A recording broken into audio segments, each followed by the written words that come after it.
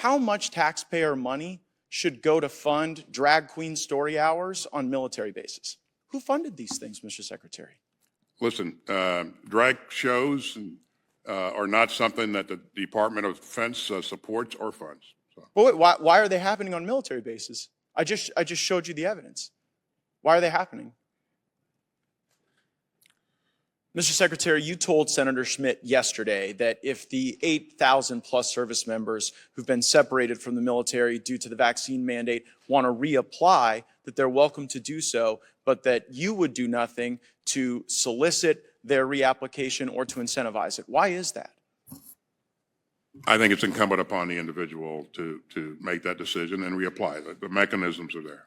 Yeah, but why don't, I mean, you're overseeing a recruiting nightmare in our military right now. These are 8,000 patriots. And by the way, your department broke the law in administering the vaccine mandate. And that's not me saying so. That's the Inspector General for the Department of Defense who wrote on June 2nd of 2022, we found a trend of generalized assessments rather than the individualized assessment that is required by federal law. The department did not break the law. So the DOD, so wait, you mean the IG is wrong? You think the IG is wrong? Mandate he says he broke the law. The lives of a number of well, it ruined the lives of a number of people too. And it ruined the lives of people who love our country and want to re-enlist. Let me ask you this question. If we direct you by force of law to re-engage and incentivize the re-enlistment of these folks with full back pay and rank, do you have the capability to follow that instruction? You put provisions in the law to enable those people those former service members to reapply in accordance with the service. Good. Well, we will do that just like we had to put the repeal of the vax mandate in the law. And I get the sense that the only reason you're not reaching out to these folks is pride, because otherwise they would be totally able to serve. And it seems that your personal pride is getting in the way. So going from the deeply serious things that we're not doing, re-engaging these 8,000 folks, to the deeply unserious things that we are doing, go ahead and put up the first slide. I guess my question is, how much taxpayer money should go to fund drag queen story hours on military bases? You know, drag queen story hours is not something that the department funds.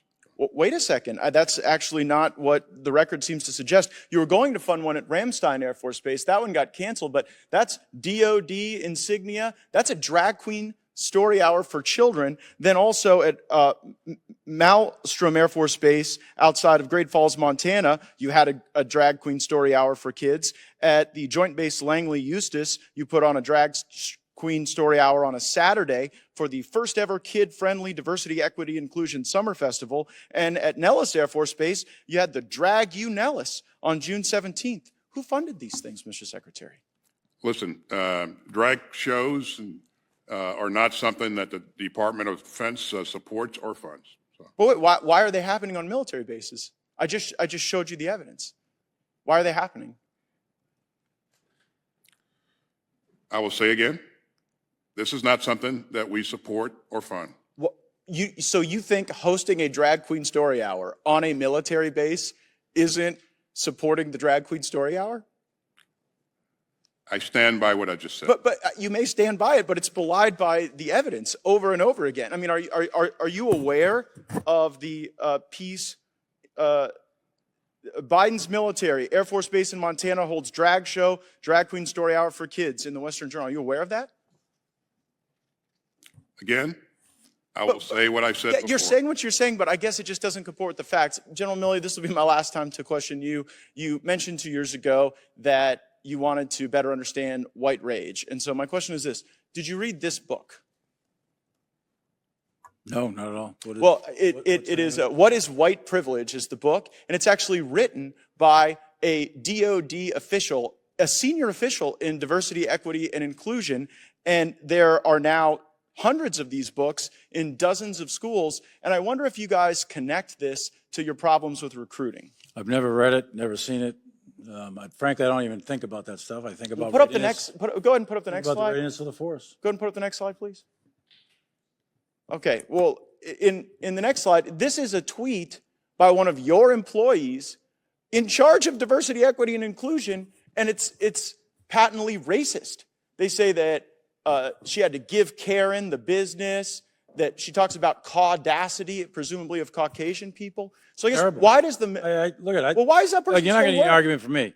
That's terrible. It's wrong. She shouldn't be doing that, period. Should she be fired? That's a DOD employee, not U.S. military uniform. Okay. Should they be fired, Secretary Austin? Again, as you heard in your subcommittee here, this incident was investigated and And they're of course still is- employed. Mr. Chairman, I have a series of unanimous consent requests since my time has expired. Without objection. So ordered. First is Joint Base Langley Eustis holds drag show at Kid Friendly Festival.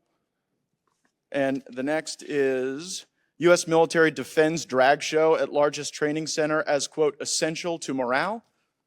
And the next is Nellis Air Force Base hosts first ever drag queen show, essential to morale and readiness.